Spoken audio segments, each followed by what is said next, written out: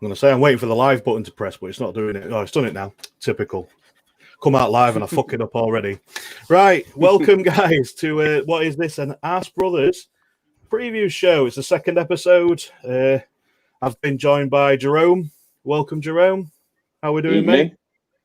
Always well. How are you doing? How's the rum? Nah, no rum today. Just no rum. Work in the morning. Work in the morning. Yeah, terrible. Shouldn't be any excuse that for you, should it? I've also been joined by Corey. Corey, you're off on holiday tomorrow or tonight? I am, yes. Yeah, I've seen you. I have the pleasure of you guys' company. That's it, mate. There's nothing wrong with that. I'm sure the missus won't kick your head in. A black eye for it for your holidays, mate. I've also seen your Twitter picture as well, mate, with the old shirt opened up, looking like a Nubian prince. I bet you're loving it, don't you, Mike? You gotta give the people what they want. You know. I ain't complaining. It turned me on. I'll go check this out. I wanted to undo more buttons, but the club security wouldn't let me. So get the top part. But don't worry, I've got some pictures for you when I get back. Oh, mate, I'm ready and waiting for it. Ready and waiting for it. We're also being joined by Big Steve. How we doing, mate? Oh, yeah, not too bad, man. Not too bad. I heard you beat the lockdown by getting out of the northeast as quick as possible, mate. Yeah. Got back Thursday, and now it's going into local lockdown. So fun time. That's good, mate. You beat it. At least you can go outdoors. Yeah. Right. On today's one, we're going to be discussing Arsenal versus West Ham. A little bit about Arsenal v Leicester for the upcoming cup game, but we're not going to go too much into that because Ryan, our other arse brother, does a review show of the cup game. So we'll just mention a little bit of it, but not too much. But first things first, let's discuss the latest scores. Arsenal Fulham v Arsenal. What did you guys think? Good win, Jerome? Well, look, I said last week 3-0. I was very confident. You called it. You called it. I kind of saw that win coming. I was honest. I said to you, we would go into that comfortably. Aubameyang, I was confident he'd end up signing afterwards. I said it would happen. So, good win. We looked good. Yeah. Wasn't really tested at the back. Not too much. There wasn't really anything that I can really... Gabriel, everyone had a good game, but it was no one really to push us. So, good, comfortable win. Happy. Yeah, it was pretty good, wasn't it? I enjoyed it. Corey, what did you think to it, mate? Yeah, no, it was a good expected win, but a good win. But so you expect to beat them, so you're more focused on the actual performance of individual players, and that's what I was more looking at. So sometimes for some people you were pleasantly surprised, for some people you were probably a little bit more critical. So you would look at Aubameyang's performance and say, okay, sorry Fulham, you should possibly be doing better. It's a great goal, but in terms of his performance, not his best. We've seen him a lot better.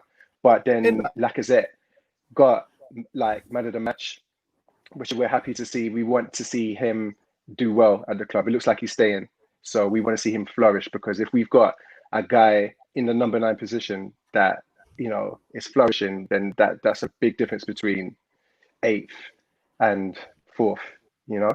Obviously Willian, new signing, we're always going to be looking closely at new signings.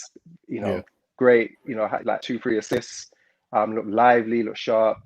Like we talked about him before, he, when he signed, he doesn't look his age. I can see why he's got the length of contract that he's got, because he still looks like he's as good as he's always done. So El Neni, good solid performance. He's starting to get people questioning whether he even need a new signing in that position. So it was good. Like he's not really tested at the back, but I was happy with what I saw. Yeah, well, I thought it was Gabriel got man of the match, not Lacazette. I think was it one place? Yeah, Gabriel got man of the match, mate. Yeah, Lacazette got his goal and dropped off a bit. This is what I was wondering with Aubameyang. What you were saying about Aubameyang for me is he pops up in the right moments. He doesn't do a lot, and then all of a sudden it's like bang, he's there in his goal. It's like, oh, where did he come from? He hasn't been on the pitch all game, has he? Yeah, Lacazette. I thought he just dropped off a bit after his goal. Didn't really do much, but yeah, it was definitely Gabriel got man of the match. Someone gave him man of the match somewhere, some publication or something. It was yourself. He's having man of the match from me. But Gabriel, we could talk about him. Solid start. Got a Not bad goal as considering well. he had So 6 months off dream before that. debut. Huh? He didn't do too bad, did he? Considering he had 6 months off, he hadn't played a game for 6 months. Mm. Yeah, And that was his exactly. first And game. it's Yeah. 6 months off, new country, new team, new teammates, doesn't speak the language yet, and everything. Like he just got through the game just through pure talent and fitness. And I was impressed. Again, it's only Fulham, and I think most people are tipping Fulham to go down. However, we were away. It was our first game. You can only beat what's in front of you, and I think we sort of beat them handily. Yeah. So happy with it. Yeah, definitely. Steve, have you got anything to add to that? Yeah, I mean the boys pretty much covered it, but yeah, I think yes, it is only Fulham, and you just said exactly what I was going to say. You can only beat what's in front of you. I think Fulham's biggest mistake was not starting Mitrovic. I think if you've got someone like Mitrovic bullying Rob Holding and Gabriel, who or even if it was Saliba, you've got 2 new centre backs to the Premier League.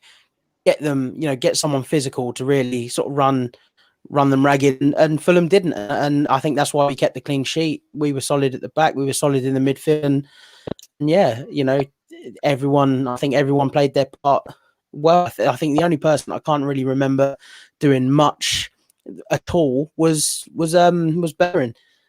I don't remember anything about Bellerin from that game, but aside from that, I think everyone did their role. Yeah, that's a fair Sometimes point. that's a good. Oh, sorry, Go man. on, John. Sorry, you were talking. Sorry.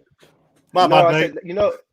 said, I think often it's a good thing when when it comes to defenders, when they don't come to mind in a match and you keep a clean sheet. That's a good thing. You don't really want to talk about defenders too much. You don't want them to have a lot to do. Oh yeah, definitely. And I think to be critical, I was sort of the same on Bellerin as well. I thought the same. It wasn't his best performance considering, but like a win's a win at the end of the day. And like Corey said, yeah, we should beat Fulham. It's sometimes you can look at it. It's them sort of games we normally lose. Of previous times. So it's. It's nice to get these wins, and especially being the first game of the season, it's definitely nice to get a win against Fulham.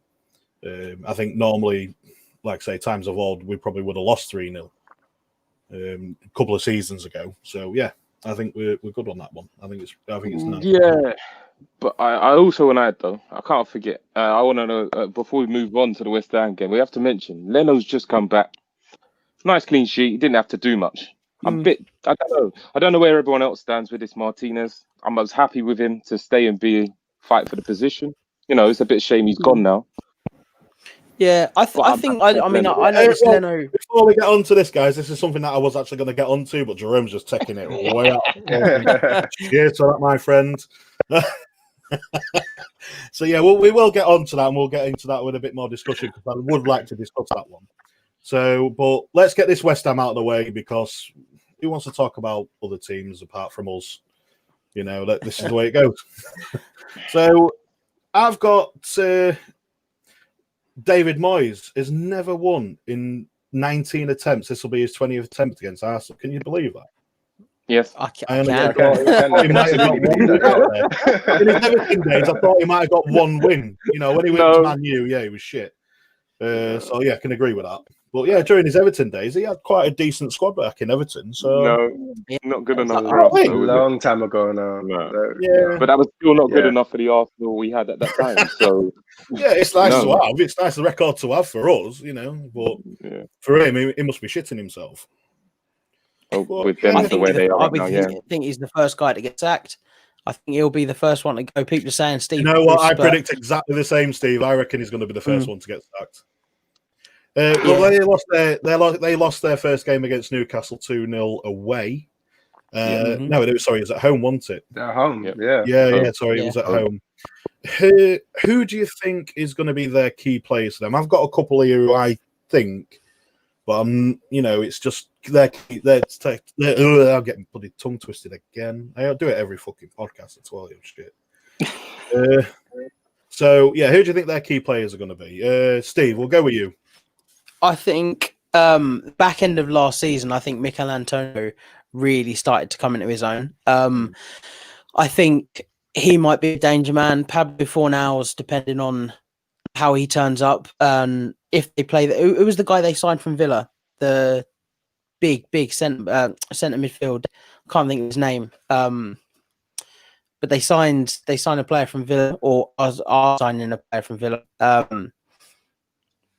It's not Basango or something, is it? I can't even think. But there's someone they were linked with, and I don't know whether he signed. But if he plays, then he's a bit of a character in midfield. But I think if Fornals and Antonio link up like they did at the end of last season, then that could cause a few issues down the right. But I don't know. This West Ham, they've not really been firing all cylinders for a long while. No, they aren't. I agree. I wouldn't have said Antonio was a key player personally, but like you say, I do get your point. Yeah, actually, I never thought of him. After a forward, I would have thought Yarmolenko, maybe. It depends if he plays or not, because I know there was an injury scare with him. But again, it's not something I'm overly worried about with our defence, with that type of player. Corey, what have you got a couple maybe? Do you think you're worried about? I think like you said, Matt, like you said, Scotty, it depends on who plays, because a lot of the big names that have gone to West Ham haven't been playing. They've been on the bench. When you think of Haller, Yarmolenko, Felipe, Anderson, they didn't play against Newcastle. I think they did play against Charlton, but I don't know if that means that they're going to be back in against us, or or from ways to see them as backup these days. I don't know. I think what we probably need to worry about with West Ham is their aerial threat, because Antonio was good in the air. Soychech, if I said that right.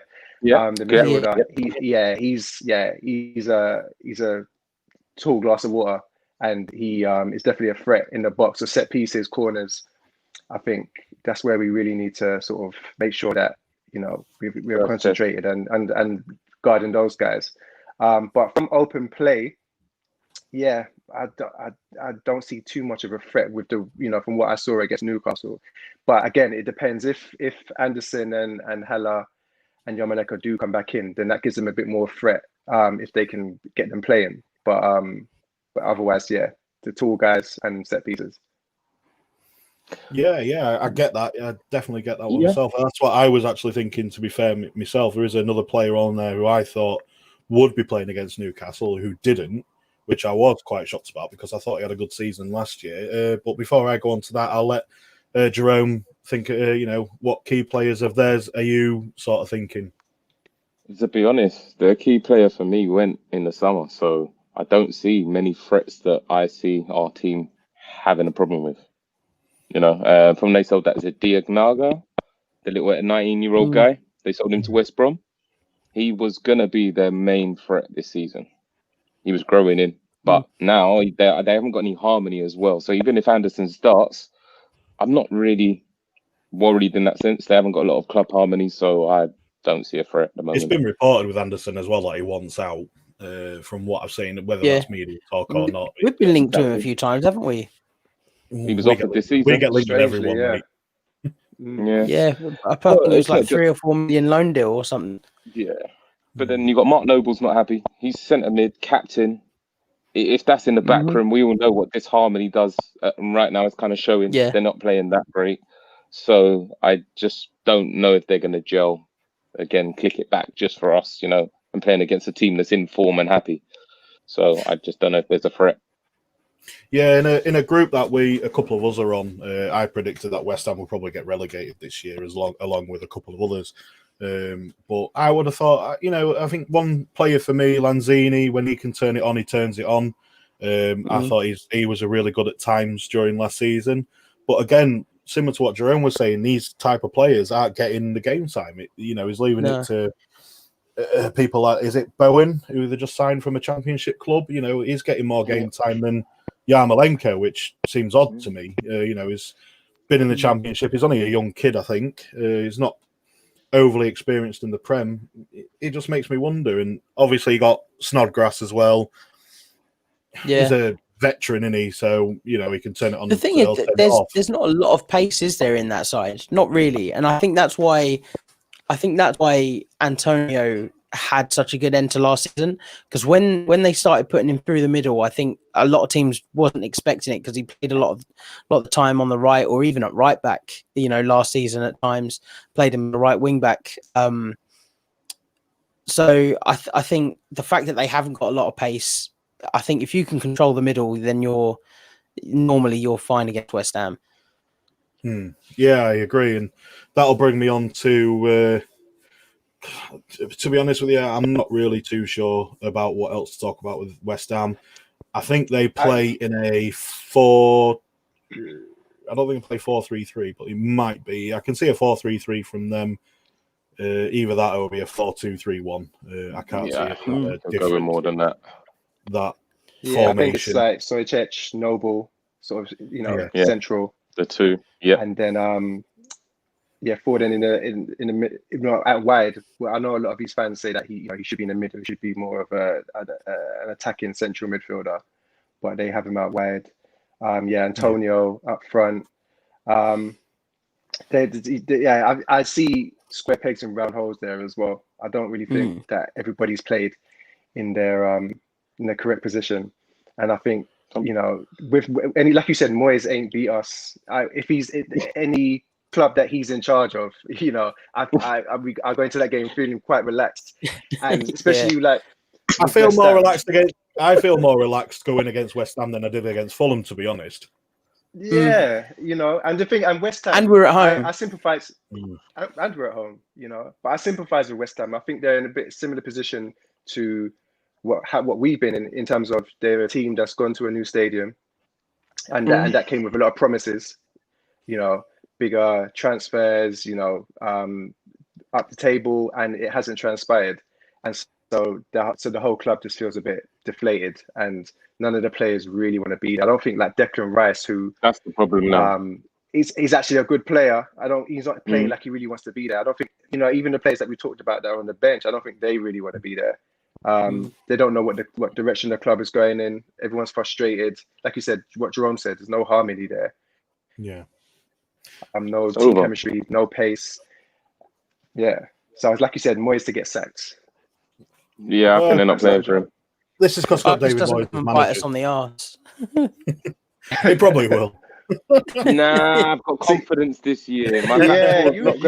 Usually I'm a little bit like, oh, okay, let me not say too much because you never know. But I just can't see it. This year. West Ham beating Arsenal, Arteta's Arsenal at home.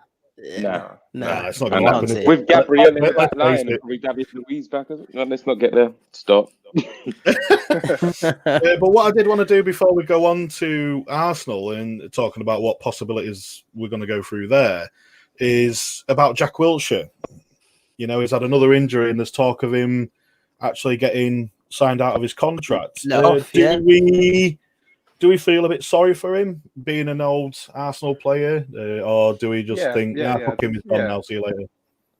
No, Jack hasn't done anything to us. He's just been really unlucky. Yeah, he's been really unlucky. Like he if he had his way, he'd still be playing for us.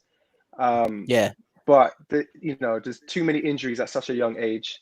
It's too much of his early part of his career just recovering from injuries as opposed to getting fit and getting sharp and playing and really honing his craft. So he was. I think he was lucky to even get to go to West Ham, and I knew what was going to happen. You could see that he's just never going to be able to play football consistently full time at the highest level. So I do feel sorry for him because I still remember when he was a 16-year-old and all the promise that he showed, and I really thought that we were going to have an England legend playing for our club for a long time. And so the way he's panned out against Barcelona as well. Yeah, his performance against Barcelona. We were all excited by this. I remember when him and Ramsey were at the club at the same time. You'd ask people, who do you think's got the most potential? And people say Wilshere. They say that he was the actual more talented, gifted footballer. So to see, West Ham trying to get him out of his contract, that's sad. It is. It's a sad ending, to be fair. Jerome? West Ham are not running it like they want to continue furthering people's career and grow at the moment. Like I said, they sold the hot prospect that should be the next thing. You know, they're willing to let people go, and it's really become a real shrewd business over there. Real shrewd business, and they are. I've got a couple of mates who are West Ham fans, and they feel like they're going to go down because of all the backroom business and players are not caring. So, you know, Jack's probably just as much as like, well, oh well, I can go somewhere else. Yeah, I want out my Even if contract. it's not Quick, good. sign it. Sign it. Give me the money. Yeah. He probably doesn't care either. You know, he's not feeling the love. Like I said, there's no harmony. Why does anyone want to be there? Yeah, it's a good point. It's a good point. Steve, you got anything to add to that one, mate? I think, you know, there was a few players, wasn't there, in that sort of time when we first had his big injury. Teams just used to come at us. You know, they'd be diving into tackles. You had the RB, you had Ramsey, you had Wilshere, you had Eduardo, you had Van Persie time and time again. And unfortunately for Jack Wilshere, I think because of the sort of stature of a man he is, he's very short, he's quite stocky, he's very, you know, explosive on his legs. If you have an injury like that, then you're fucked. Pretty much, and he never quite got back. He had a few months, I think it was before the World Cup or before the Euros. He dragged England through the qualifiers. Him and Henderson absolutely ran the midfield, and then he got injured before the tournament. He come back to Arsenal and did all his preseason and everything else. We thought this might be the year, and then he got injured. I think that was the year we had the yellow and blue and we beat Villa in the FA Cup, and he come back towards the end of the season. And again, like, I think he made his appearance Sunderland away. I was there, and everyone went mad. And then within a few weeks, he's injured again, and it's a shame to see, because there was so much love from the Arsenal fans towards him, and you know, now he's in the nether. He's just wandering about doing whatever. And it's a shame, because he is a very talented footballer, was a very talented footballer. Yeah, I agree. It is a shame. Sorry, go on. Do we remember that goal against, I think it was Norwich? That team goal? Yeah, do you remember that? Yeah, the goal against Norwich, I remember from Jack, and the game against Barcelona. They were my two that I remember about Wilshere. Yeah, we thought we were going to get that, you know, on a consistent basis. It was, you know, it was things were looking so good at that point, but yeah. It was never meant to be. We moved on. Unfortunately not. At the parade. Nothing beats Jack at the parade. Oh, that was special. Oh, yeah, there is that. Yeah, it was off his face. That was a good day. Yeah, definitely. Right, on to Arsenal. We'll get these couple of things out of the way first before we go on to lineups, score predictions, and so on. Aubameyang re-signing. How excited are we, Jerome? I knew it was happening. I was saying it for a long time. I was good. I was confident. I'm happy. It is. I think he's going to attract some players for us now. Just that signing alone would attract some more players. So I do feel that was major. Despite me thinking the IA is always signing, I think it helps so much more. I think he's bringing that extra pull to the club. So yeah, big sign. Glad. Yeah. Steve? Legacy. Yeah, I think that and possibly even the other way around. Perhaps he signed it because he knows that we're getting some extra players. I think that can also play a big part. Yeah. But yeah, I think it was always going to happen. I think as soon as Arteta come in and we did the FA Cup, did the Community Shield, I think it was just a waiting game. It was a very frustrating waiting game, but I think it was always happening. God, you're not kidding about the waiting game. So how many times can you put a bloody egg timer on Twitter? Oh, you know, how many times can you do that to us? Corey, go on, mate. I know you want to let loose. I saw you, your arms up, ready to rip your shirt off again. No, you know, him signing this new contract, it reminded me, and we need reminders sometimes, like, of the special club that Arsenal is, and that we are still a big club despite, you know, our recent woes. Like, when you put it into context of one of the best strikers in world football, you know, like seeing what's going on at Arsenal and seeing kind of what we see as fans, and the fact that he connects with fans as well. And yeah, we're paying him handsomely, but for someone like that who could go anywhere, to stick around and sign on and be part of this project makes you, like, as an Arsenal fan, like, proud again of following and supporting this club, and it makes you have renewed faith, because if he's got faith, that this club is going somewhere, then us fans, need to get on board with that as well. So, 100%, yeah, mate. it was. There was a talk on Sky Sports News earlier on today about Barcelona was sniffing around him. So I don't know how true that is, but if he's Why wouldn't they? Like, some people might talk about his age, but like, he's not slowing. Again, like Willian, he's not slowing down. He's still like one of, if could be the fastest player in the Premiership. Well, people say about age these days. I know it was a big thing in Arsenal when they got to 30. They were sold on. That was a big thing for Arsene Wenger. But when we talk about age, especially in these times, look at Ronaldo, look at Messi. I'm only saying them because of the age range they are. Look at Chiellini. Chiellini was playing till what? Yeah, he was like Zlatan.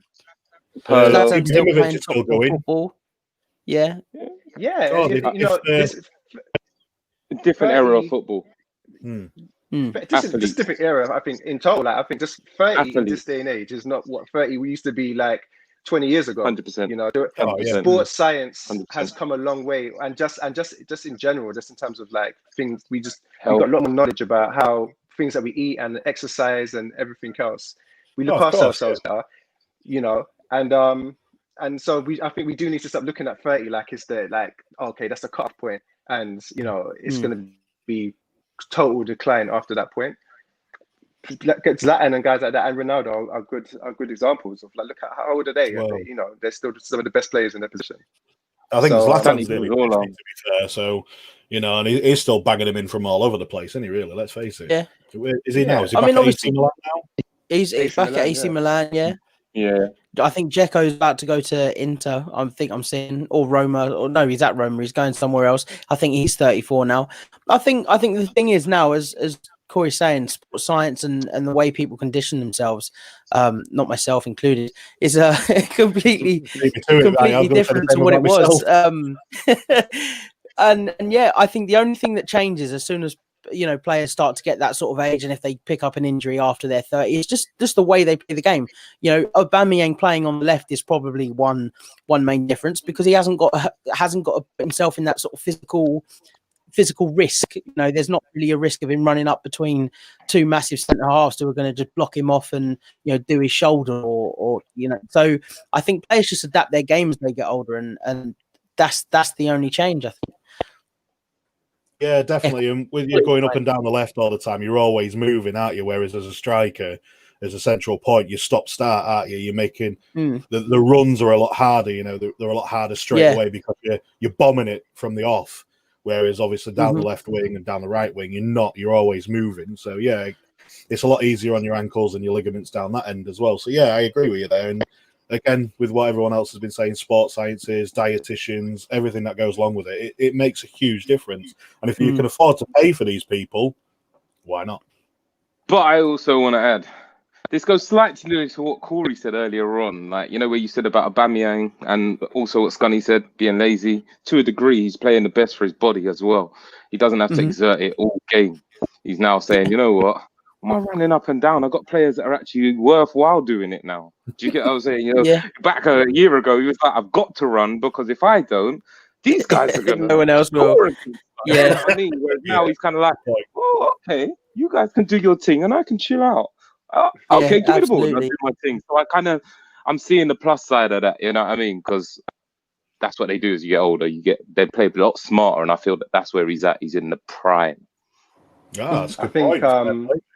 I think what helps with that is the formation that we're playing now. I know we're going to talk about Arsenal and whatnot, but the formation that we're playing with someone like Ainsley doing a lot of the running down that side, he's such a presence on the pitch that your front player doesn't have to like track back as much, because you've got this guy. And then Tierney, when he gets opportunity, he's bombing up there as well, and they switch, and then El Neni can drop in, and then both Ainsley and Tierney are on that left, and Aubameyang only has to concentrate on banging them goals in. Yeah, that does make a good point. When you got a couple of young lads behind you well before their prime, bombing it up and down the pitch, you're not going to run as much, are you, really, to be fair? You're going to let these lot do it, are you? You're fitting, mate. You go. It's not I'll my go job. when I need to. It's not my job. You're doing your job. I'm doing my job. So, It's really good. mentioning Tierney, it surprised me on Saturday how quick he actually is. The amount of times he had bombed forward from centre back and we'd lost the ball and they'd played a long ball down. He's gone. He's catching up with the man before he gets across in. I couldn't believe it. I mean, it made me pant and puff just watching.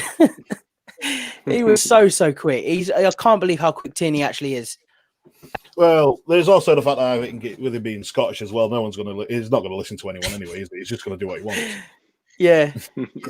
But I think that was definitely part of the plan, though. You know, if you can double up on either side, and I mean, it was confusing, wasn't it? The fucking camera angle, because I'm thinking the right hand side, but it's not. The camera angle for Fulham was absolutely terrible.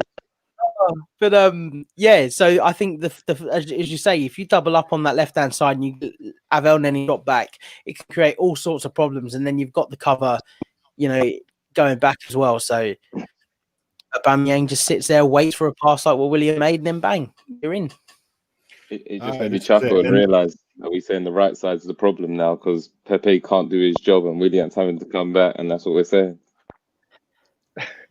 Maybe. I mean, we were saying that last season, right? Where with Pepe and Bellerin, we're like, that's if there's a weak spot in terms defensively, then it's that side. I think it still is that side with Bellerin. Unfortunately, I think there's a lot to talk about on that one from maybe a different time. But I think that's more my personal opinion lately over what it actually is. What I was going to say was you just reminded me by talking about Fulham again, Steve. The Arsenal OG and Max, he can't spell Fulham. I'm just going to put this up for him because it was all over Twitter and all over Facebook of how he spelt Fulham. So that's for you, Max. I'll give that one to you, mate. Fucking hell. So yeah. Doesn't matter again. We'll just talk about Martinez leaving quick. I know Jerome was well off the mark with that one. He wanted to get straight on that point, didn't you?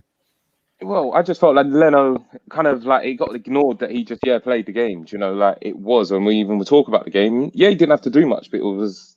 Did anyone even mention Leno played? Do you know what I mean? In general, when we took back at it, so I just felt he was kind of just a he came in. Hi, yeah, carry on. I think before we go into it, I'm just going to say this quick, but I'm just going to see what you guys think.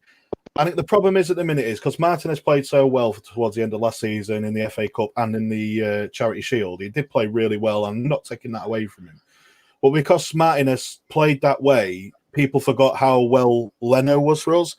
And I think because Martinez has left, and this is just my opinion from what I've just saw, for what I've seen online and on Twitter and Facebook about comments about it, I think people were waiting for Leno to make a fuck up. Yeah. And I think that's a problem for me because at the end of the day, Martinez is leaving. We knew he wasn't going to stay in some respect. He wanted first team football, which you can't blame him. He's, what is he, 28? 26, 28? 27, I think he said on his thing. Yeah, between 27. Yeah, I think he is. He's going to want first team football. Now, he wasn't going to get first team football at Arsenal because I think, for me, Leno was going to be the first choice keeper. So, what I'm going to ask you guys quick is, do you think it's fair that people are waiting for Leno to screw it up so we can say you should have kept Martinez? Is that fair to Leno? No, absolutely Jerome, not. I'll let you go first. Josh, I'm going to go straight no. You know what? I listen, Martinez done really great. If we could have kept him and you know what, him and Leno battled it out, that would have been immense. But it's not going to be that. And Leno was our keeper before. He actually done really well. And people forget that during a nervy time, he didn't necessarily always make the best save, but he did make a lot of saves. He was under pressure just like the rest of the team. And, being that back line, he also at one point faced the most shots in the Premier League. Like, we can't forget that. So we've got to give him the chance because he was actually good. People waiting for him to fuck up. Mate, you might as well be another channel and be on another channel if that's how you feel because you're looking for likes if you're waiting for him to fuck up. Yeah. Corey, you got anything to add for that one? You can talk about it a bit more into it if you want. If you want to talk about Leno and Martinez, go for it, mate. Floor's yours. No, just echoing what Jerome said, is look, decisions have to be made, and that's it. So, you got, someone's number one, someone's number two. Okay, Martinez has been with us for a long time, so we obviously respected his wishes that he wanted to go somewhere and play first team football week in, week out. That's fine. Did Leno do anything to get dropped? No. We were singing his praises. We were upset, really upset after that Brighton game. So, let's not forget, you know what I mean? But Martinez helped us forget. And it was great that we had an understudy to come in and do so well. We had faith that he would do a good job. It wasn't a surprise to us. But now he wants to go on and sort of, in a different direction in his career. That's fair enough. And that's it. Like, that's, Leno ain't done nothing wrong. Leave Leno alone. Like, he will make a mistake. And then, it's like, whatever. I'm not being funny, but it wasn't that long ago that David De Gea was up there as the world's best keeper at one point, and look at him now. Look how the mighty fall. So things change. And the mistakes do happen. Even Alisson at Liverpool, he makes mistakes. He made a mistake against Arsenal. So it happens. Yeah. It always happens. And we just don't need that right now. Arsenal are in a very good place. In terms of like it's like the fans. We're all on the same page now. There's no conflict. There's no. Do you know what I mean? Like these fans think this and these fans think that. We're all happy. We're all like on board. We know. I mean, there's a small minority that aren't. Aubameyang's signed a new contract. You know what I mean? Aubameyang's on the same page. It's all good. We don't need no toxicity in the club. Do you know what I mean? Where we got people arguing about keepers and who should have stayed and who who should be number one and whatever. It's done now. Martinez is happy. Leno's happy. We're happy. That's it. I think people sometimes before I go on to you, Steve, I'm just going to make a point. I think people forget sometimes that football's a business. People come and go. It happens.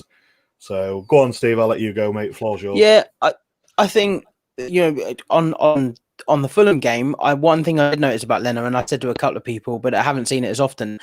Notice how he was trying to come for the crosses a little bit more, and we don't often see that. He would usually just punch them straight out and he'd stay and he'd let the defense deal with it. I noticed that a few times, but I think Martinez before last season, he had a very good end of the season at Reading. And I know a lot of people coming into last season weren't so sure. And I remember when we started our Europa League campaign and whatnot, there's people in the fan base then saying, why don't we just play our strongest keeper? Don't bring Martinez in. What's Martinez done to start? And there's a lot of people that were saying that. And now they're the ones that are saying we shouldn't sell him. It's like, well, last season you weren't sure. Yes, he's had a very good end of the season. But if you were that keen on Leno before last season, before the start of the season just finished, then why is Leno worse because he's had an injury? And I think, everyone's touched on it. You cannot forget how good Leno was. Martinez, very, very good. Nice to have a keeper that you could say, well, actually, either of them could start any game and they'd probably put in a performance. But 17 million, the fact that Emi Martinez has said himself, it's not about money. Arsenal wanted to keep him. He said it's not about the money. And that's why he's left. So respect his wishes. I think, good luck to him. Sorry, Steve, I was going to say that's why I mentioned quick. It was his decision to leave. Absolutely. It wasn't Arsenal's decision. So, but so many people. I just wanted to add to that when you say it's his decision, but still being, what did everyone want Arsenal to do? Say, all right, sorry, Leno, we're going to have to sell you now and keep Martinez. Yeah. Because then I think everyone would have had a problem with that then. So, we had our number one. Like you say, stick with it. Yeah. I think too many people last season going into cup games, you'd see it all over. Why is Leno dropped? Leno's been playing a blinder for the last 6 weeks. Why is Martinez starting? Remember Reading 7-5. And, it's like, but that was a long time ago. And it's just... it's done now, and hopefully this is it. Is he a Norwegian keeper that we're looking at getting? Gunnarsson. Yeah, Gunnarsson or Runarsson. Danish.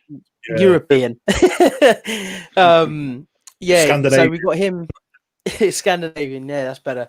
We got him supposedly pretty much done, and we're still after the Brentford keeper. So I think that will signal that Matt Macy is probably going to leave.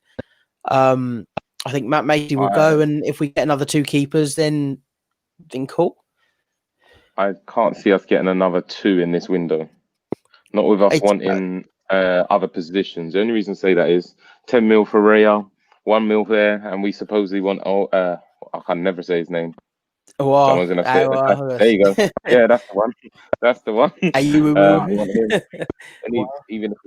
even if we think about a party deal, like we're getting 20 mil, I can't see them wanting to spend half of that on a keeper straight away. That's the only reason I say that. Right. Dave Atkinson's completely gone. He is Icelandic, yeah, not Danish. So thank you for that, Dave. I appreciate that one, mate. Like we said, Scandinavian. Right then, let's get on to the game. Possible lineups. How do you think we're going to turn? How do you think we're going to play this one, Corey? Exactly the same as the last game.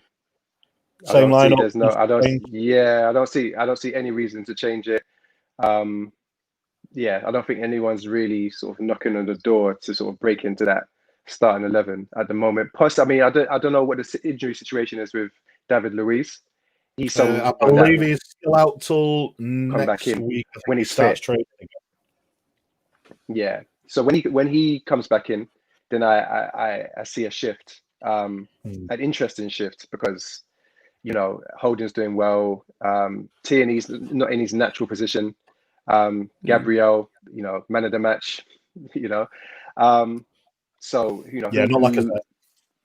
Is it going to be Ainsley that has to make way? Tierney going to the left wing back. Gabriel moved out to the left side of the defense. David Luiz in the middle. But for this match, I think exactly the same. I agree with what Jerome was trying to say there. I think I'm going to get it. Ainsley's going to be moving on to the opposite side. He's taking Bellerin.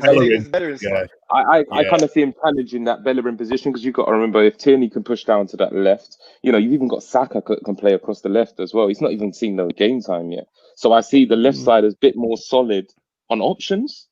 Right side, we've got Suarez, Bellerin. I hear you. I just don't think that's what Arteta's gonna do. I don't think he's actually going to do that. Maybe not tomorrow. Not yet. Not tomorrow. But I think he'll wait. When Bellerin, like you said, he was a bit like you didn't notice it in the last match, but until he makes a mistake, then I don't think he's getting dropped. I think once the back 3 changes, then we really know what's really going to be going down, because I think the back 3 or back 2 is going to be pivotal for anything that we see going forward. Yeah, I honestly think it will be a back 3, and like Corey was saying, when Luiz comes back, we're going to see probably a bit more of a shift. But you've also got to remember, we've got Mari to come back, we've got Mustafi to come back, you've got Chambers, Socrates, they're all to come back. Whether or not a couple of them play, I don't think Socrates will be going at some point. I can see Chambers going at some point, and I can also see Mustafi moving on as well, because we have got quite a lot of defense. Saliba, he didn't even get on the bench, which I thought he'd probably be playing over Gabriel, to be honest. I think he had a knock. He had a knock apparently, so that's why. Okay. I didn't even know that one, so shows I know that. But so we have got quite a few centre backs to come back. But I'm also going to go with Jerome on this one. I can see Maitland-Niles going onto the right-hand side, and it's either going to be him or Bellerin that are going to go at some point, because we have got Cedric Suarez there as well, who can obviously who plays on the right back, and I can't see one of them. I can see Suarez staying because he's only just recently signed, so it's either going to be Maitland-Niles or Bellerin. Which, if it was me, I'd prefer Maitland-Niles to stay over Bellerin, if I'm being honest. Steve, what do you think, mate? Yeah, I think, Bellerin's being linked with a move everywhere, isn't he? I think it's just because his market value isn't as high as what it was a couple of years ago. And I think if somebody comes in because we have got those options, Arsenal are going to be looking to sell. I think we've got Osei Tutu, who's going to be coming back, he'll be back next season. And I think he's highly rated. If Chambers stays, he's an option at right back. If we're playing, playing a back four, if need be. Hopefully, we don't see Mustafi there again. So I think, yeah, if somebody goes, I think it might be Bellerin. But obviously, we've got to remember after these next two games, we've got Liverpool. So I'm hoping that if David Luiz is fit for Liverpool, but we keep another clean sheet against West Ham and, do all right against Leicester, then we keep it as is. Keep Maitland-Niles on the left, keep Tierney at centre-back, which is where he played against Liverpool the back end of last season. Keep things the same. Don't bring David Luiz in for the sake of bringing David Luiz in, because if he's not got the game time and he's not got the football under his belt and everything else is clicking, fuck him off, leave him out. Fair point. It's a fair point. I'd have to agree. I don't want to see David Luiz come back into the team at the Liverpool game. That is my not for the sake of it. Opinion. No, I really wouldn't. Just purely because, like you say, game time, that would be really crazy. That would be crazy. We know when he comes back after no games, that there's always that one moment. So, that I have faith in him, but I just really I could see Liverpool pushing for that pen and, taking that moment in the box. And no. Let's just keep with everyone. Even if he's in a three, don't do it. Yeah, let's see how the team go. Yeah, that's a fair point. I was going to mention, because Corey, we'll go back to you again, mate. Who do you think is going to... Do you think it's going to be the same midfield pairing with El Neni and Xhaka? Yeah, definitely. That is it's working. It's just nice and steady. The ball's being distributed properly. Nothing amazing or spectacular, but it's getting moved around. The pace of the game with those two there is pretty good. Yeah, it's there's no real reason I know we've got Ceballos sort of waiting there to get some game time. Some of the other midfielders, Torreira looks like he's off, so we don't see him anyway. But yeah, there's no real reason to change that. I think it's just we're getting what we need from those two. So until they do something, until they have a mare, just keep them together. Yeah, do you agree, Steve? Yeah, I think Ceballos will come in against Leicester, and then if he has a good game, I think he'll start against Liverpool. I think he might. But yeah, El Neni. I mean, I've commented on the OG pod, and I've always been a fan of El Neni. Anyone that watches Guns and Yellow Ribbons, me and Fergus have often sung his praises just because of how solid he is. And I don't think at the moment, the last few games, he's been doing much more than what El Neni has always done. It's just that at the times El Neni was playing before, the morale around the team, around the fans, the morale was low. So when you've got players like Ozil not performing and you've got big names in the squad and you're expecting better results, and you then go away to Goodison Park and you're playing Matteo Guendouzi and El Neni in the middle. Guendouzi had a shocker that game. El Neni did what El Neni done, but because we lost, it's El Neni's fault. It's players like El Neni and they get the flack. There's a lot of El Neni dick sucking. Is exactly what I've said the last couple of weeks at the moment, and he deserves the praise. Of course he does. But El Neni's doing what El Neni does, and I think Corey said people are questioning whether or not we need extra backup in the midfield. I think in terms of first 11 players, yes, but if El Neni stays, then we've got a good squad option for these Thursday nights away in God knows where. So. Yeah, I think the midfield will stay the same, and Ceballos will come in against Liverpool, depending on how he plays against Leicester, I think. No, I wanted to ask you guys a question, actually, just while we're on midfield.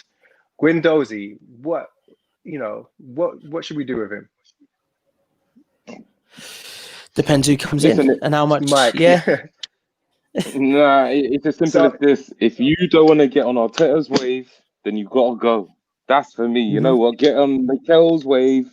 You ride that wave, or you know what? You're getting washed out to sea. Yeah. That's it for me. Now, whoever's here, if you're riding that wave, like El Neni, he's playing his game, he's doing his thing for Arteta. That's what I want to see. Simple as that. He even made a comment the other day.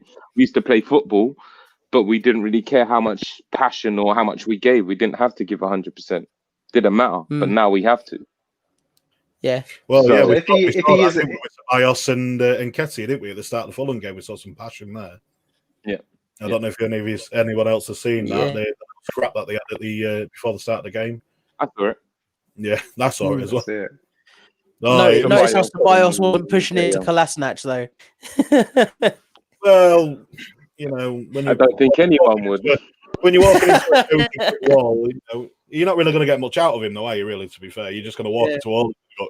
And go, I think Ceballos. Well, you got to think Ceballos probably saw the Ozil robbery video and said, "No, what's the point trying to kick in?" Yeah, nah, fuck that. Yeah, well, that's a fair point. Yeah, so personally myself, if we go on to the forwards, I agree with you guys. I reckon it'll be in El Neni and Xhaka again, and I agree with what Steve was saying as well. Ceballos will probably come in for the Leicester game. Yeah. And for forwards, I can't see any change to the forwards. I think it will be the same again. Willian, Lacazette, and Aubameyang. Has anyone else got anything different? You maybe see Pepe. I don't see it yet. Nah, you can't drop Willian after what he did. You're not going to drop Lacazette. He just scored a goal, and you're not going. You're definitely not going to drop Aubameyang. So no, there's no change there. I was looking forward to them gelling and really clicking, because front threes are the difference between winning and losing in football these days. If you got your midfield could be shit, your defense could be mediocre. If your front three is on it and firing, then you can be like Liverpool and beat teams like 4-3. So we need those three to really click and gel and get a good understanding. Yeah, definitely. Well, 2 out of 3 is working. I'm not saying that Willian isn't, but I think he's just kind of got to get into that mix because of Aubameyang and Lacazette. I wouldn't say that I wouldn't say Willian's the one that's lacking. I would say Aubameyang and Lacazette. There's times where they look good together, but we still haven't seen the Lacazette. I don't feel like we've seen the best of him at Arsenal. I think there is another level that he could reach. He hasn't reached it, but there is another level that he could reach, and that's what I want to see this year. So I think it's him that's the one that really needs to kind of get on board. Yeah, for me, Lacazette needs to get at least 15 goals this season to try and push something forward for Arsenal before we can even consider selling him. I think if he doesn't get 15 goals this season, I think, to be honest with you, that's it for me. It's time to move on. We should look at the next big thing or the next new thing coming through at Arsenal. Yeah, because I it's think the lack of effort. I think it was with Lacazette. I don't know about his ability in front of goal. I think it's a form thing again sometimes, and confidence. Confidence. He's a player that was in and out, and then he'd come back and it just weren't happening, it weren't clicking. And that's what I say, you know what? Before Mikel, nobody was clicking. We just had Aubameyang scoring for us at times and making it happen. So I feel this is the season, like you say, we've got Lacazette season to prove himself, really, just fully establish that position. Because or else he's only got 2 years left on his contract now. I think it's 2 years this year. I think it was And I want him to stay. I want him to do well, and I want him to say just what Aubameyang's saying. Agreed. Do you know what I mean? It's like I was thinking to myself when we were talking about selling him, I was like, how what I mean? If we sell Lacazette, how does that affect Aubameyang? Because it's very clear to everybody how close them two are. So how is Aubameyang going to feel about the club, and and will it affect his own form if his boy is sold? So perfect scenario is this Lacazette, like you said, 15 plus goals, performance after performance. Aubameyang, you do your normal thing. 25 and plus assists. It's what? He needs 25 plus assists as well with the 15 goals. Bloody hell. I don't think Ozil's ever got that. But Gary Neville put up an interesting stat about front threes and how much goals and assists they need to have between them to really be successful. He used Bayern Munich's and Barcelona's and Real Madrid's and whatnot, and you have to be like sort of 40 odd goals, 20 something assists just from the front three in order to really be successful, just in terms of getting into our top four. So we comparing our front three to Chelsea's and United's, which are looking very impressive. And obviously with City and Liverpool, not anything less than like a really, really good season from all three is not going to cut it. You know, and then when Bale might be going to Tottenham as well, which kind of He's lost it. gives their front line. Huh? He wants to go play golf in London. Lost it. I wouldn't even bother with that one. He's lost it. Come on. He's trying to play golf in London. Yeah, exactly. I think if Bale can fit into that side and get some decent ball, I think he's still got 20 goals in him. I think he could be a real threat, to be honest. You just don't know with him because he's been at Madrid. He's not loved there. So if when you're at a club where the manager don't love you, the fans don't love you anymore, despite everything that you've done for them, Champions League finals, like overhead kicks and whatnot, bringing all that joy and glory to the club, and then they turn on you like that. Are you really going to see his best form? So you don't know if has he just lost it in his legs, or is it just that his attitude at that club ain't right? Yeah, well, in all fairness, he's going to a club that probably just beat a 9-man team. And Locomotive Pod, I've called him. I don't even know the name of the team. So they only just beat 2-1, and one of them was a penalty, and they went down to 9 men. So not good. Jose's team. Right, so we'll just get this done quick. Jerome, score prediction, mate. Go on. I'm going for 3-0 again. Yeah, I just feel confident. 3-0. Yeah. Going for it. Oh. Yeah, 3-0. Oh, what? Come on. Don't tell me, Steve, you're going to go 3-0 as well. I was, but I'm going to have to go different now. I think it's going to be 2-0. You know what? I was as well, but no, Ballsy, I'm going to go 4-0. I'm going all out. West Ham is shit. 4-0. I mean, what's our last match? The last time we beat them was only like 1-0. So it wasn't a lot, but we were a different team in a different place. Pepe, wasn't it? But look, they haven't beat. Yeah. I mean, they haven't beaten us for what, 5 years. West Ham. Been a long while. Yeah. And my dad, my uncle, and my cousin are West Ham fans. Yeah, see, so lovely weekend. If you ever heard a peep from them for 5 years, then you know it's been a long time. Tell you what, quick little story. That I think 3 seasons ago, because my cousin was still living with us, we beat him 2-0, and I had a load of red electrical tape, so I made a massive 2-0 on his bedroom door, and he's come up the stairs, and I've just heard, "Fuck off!" And I was like, "What? What's up?"